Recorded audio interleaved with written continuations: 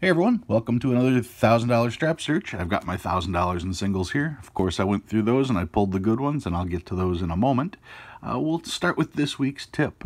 I've seen a lot of different videos and a lot of different people collecting different things, and sometimes people express their views on, oh, that's not worth anything, oh, there's no money in that. You have to understand that this is a hobby. And for all of us, this should be a hobby. When it comes to collecting stuff, you should be collecting what you like. It doesn't matter if there is a book out saying that this is worth more than that or this is less than that. You should be collecting stuff that you like, things that you enjoy. It may not be worth a lot to somebody else, but to you, it's worth it. And that's the whole point of the hobby. If you're in this trying to make a quick buck, well, that's no longer a hobby, that's a business. And the difference between a business and a hobby is profitability. In fact, if you start a business and go 5 years without showing a profit, you are now considered a hobby and no longer get the tax write-off. But anyway, don't ever let anybody tell you what you can or can't collect. Whatever you enjoy collecting, that's why you're doing it. You enjoy it, and no one can tell you what you can and can't like. So that's my advice for this week. That's my hint. Collect what you like, and what everybody else says, well, that's their problem. You enjoy your collection. All right, so here's my 1,000. I've gone through those. Let's take a quick peek at what I found this week, and then we'll get to the special stuff. If the camera angle looks any different, I got a new tripod this week, so we'll, if you notice a difference, that's why. It's not anything else. All right, found some trinaries. This one's 0s, 3s, and 4s. Almost was a repeater there. Another trinary, 2s, 7s, and 6s. Just the 1 6 in there. This is 0s, 2s, and 4s. 0s, 3s, and 5s. The next one is also 0s, 3s, and 5s. I double checked just to see if they were consecutive or anything, but they're not from the same branch. They're not even from the same Federal Reserve. So it was just coincidence finding those two pretty close together with the 0s, 3s, and 5s. This one is quads, quad zeros, 4 zeros in the middle, 4 number block like that. And here we've got 1, 2, 3, 4, 5 2s, a block of 5 2s. When I put these in order, I skimmed right over that. I thought it was quads at first, but nope, that's definitely 5 in a row. Back to the quads, quad 5s. Did find a birthday note this year, or not this year, but this search. This one is a two-way note. It's from 1912. Well, the note is from 2013, of course, but the date would be either July 2nd, 1912, or February 7th, 1912. So that's the birthday note / anniversary note there. Found a number of stars. Nice crisp star note from New York, 2013. Lots of 2013s this year. Let me just square these so I don't drop them. Another New York, decent shaped stars. Wish I'd see more zeros. Somebody wrote on that one, so that'll be going back into circulation. Once again, I always show everything that I pull that I found interesting, not necessarily everything that I'm going to keep. I've got some hope for this one. This is a nice low number. It's got 3 zeros. If you look at that serial number, if that was just a regular number, that would be 51,613. So that is a low number. A lot of hope for that. I'm going to have to check that one out right away. I know I've been saying I got to check the bills. I've got a whole stack of stuff that I'm going to go through, and I'll probably do an update video real soon to show everything that I've found and what I've found that's actually extremely rare.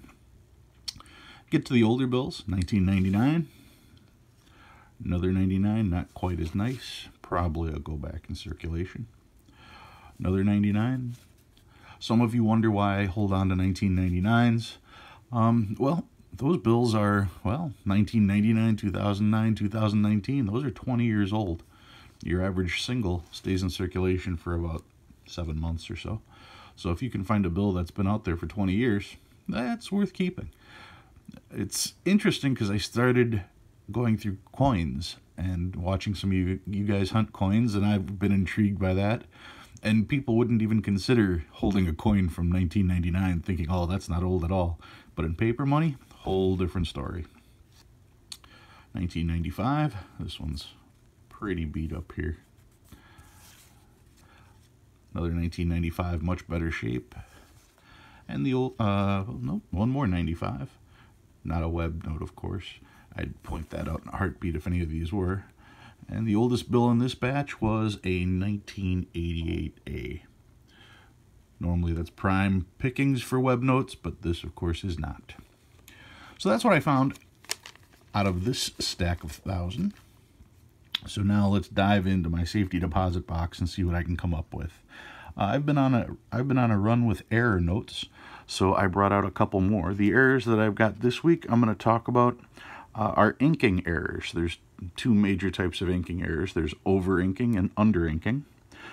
The first bill that I've got is an example of over-inking. Well, not necessarily over-inking, but an ink smear. So there was too much ink applied to this, and as the paper went through, you can see how it got smeared. Zoom that in. You know, some people say, "Oh, that's just dirt on the bill." Actually, when you get in real close there, you can see that that's ink that has actually been smeared. This particular one's from 1977. So this bill is extremely crisp for a 77A, and when you see a bill that crisp with this kind of markings on it, chances are that's probably an ink smear. That's probably not a bill that's dirty. You'll see a lot of bills like this that are just dirty. That's when you take into consideration the entirety of the bill. This bill being that crisp with no creases, razor sharp corners, yeah, that's probably an ink smear right there. That's how you can determine ink smears.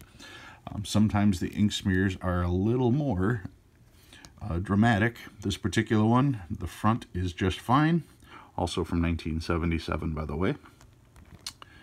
But the back has this huge green ink smear right here. And of course I know this is the real deal because this note's been graded. I did not get this note graded. The previous owner had this note graded. This was graded by PCGS. You can see right there the website, www.pcgscurrency.com. I've had some questions about how to get notes graded and what it costs. That's just one website you can go to. There are two major companies, PCGS, and then there's also one called PMG, Paper Money Guarantee. Those are the two major ones that do paper bill grading. When you talk about currency grading, it's neat that they use the same number system. It's 1 to 70. The titles are a little different. This one is choice about new for 58. So in a coin, a 58 would be an AU, about uncirculated. So just an idea on how that stuff goes. It's nice that these are also, it shows the serial number. And on the back of the grading card, there is a barcode. You can look up this particular note. And of course, they'll tell you the population. But I was focusing on this because of the ink smear. And like I said, I know that's the real deal because it went through a grading system. That is the proper color of ink. And it's literally a drop that appeared on the page and then ended up getting smeared. Shouldn't have been there, should have been caught, should have been replaced with a star note. Instead, it is now part of my collection. So that's what happens when there's too much ink in any given spot. What happens when there's not enough ink? Well, here's an example of a bill that is not enough. You may think of this as just a worn out bill. That's the appearance it has. The thing is it's not a worn out bill. Look at these corners. These corners are razor sharp. There is not a crease to be found in this bill anywhere. This bill is pristine. Even on the back. Check that out. Bill is in fantastic shape. The only problem with this bill is right here in the center, right over the president's head. And it extends it's not just the president, but you can see it extending all the way up. And what looks like what happened is during the inking process, the center nozzle probably got blocked. Either some dry ink partially blocked the hole. Let me do a direct comparison. Here's a $5 bill, properly inked. And you can see there's a massive difference in the two. The thing is, when I compare these two bills side by side, even though this one looks in worse shape, that's literally the inking error causing that, because this bill, when you compare the two, this bill would grade lower. This is the higher grade bill, and of course it's the error. That's what happens when you get an under inking on the bill. So once again, another major error. The bill should have been pulled and replaced with a star note. But when you want to talk major errors, here we go. I've been tempted to get this one sent in. I just didn't want to mess with it too much. This is a 1988A $20 bill, and this has one of the most famous errors. I've seen this error, this exact error, listed in numerous books. So when I saw this bill, I had to pick it up. From this side, the bill looks perfectly fine.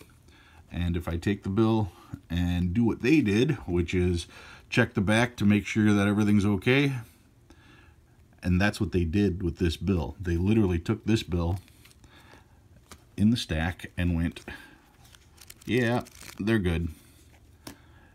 Except when you see the other half of this bill, you look and it's fine. But if you would have looked this way, there is a big problem. That bill only got inked halfway on the back. This was definitely caused by a blockage in the inking system. The ink did not run through the holes, so it did not cover this half of the bill. Pretty amazing sight to see a bill with only half of it inked. Obviously, this bill should have never made it out of the Federal Reserve. It should have been pulled, should have been replaced with a star note. But to see that much white on a bill, that is just amazing that got by. And like I said, that's how a note like that would have slipped by. In the checking process, they went like this and never checked the other side, because that other side, of course, is where you find this. So this is definitely one of the cooler notes that I have. A major error. This note, of course, was found in circulation, was not found in circulation by me. So not only did this escape the Federal Reserve, but this particular note escaped many people. You can see it does have a little bit of a crease here, a little bit of a crease here. You can see a fold here. So it's not pristine, but try finding another one. These are very rare to come by. I've seen a lot of these books with that exact error, a lot of these bills with that exact error in numerous books. I was very confident when I bought this bill. I was very happy with it, and I hope you guys are happy to see it. All right, guys, that's what I got for you this week. If you learned something new this week, hit that like button.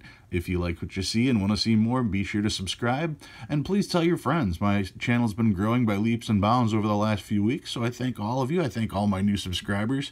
I hope I keep entertaining you. Thanks for watching, guys. See you next week.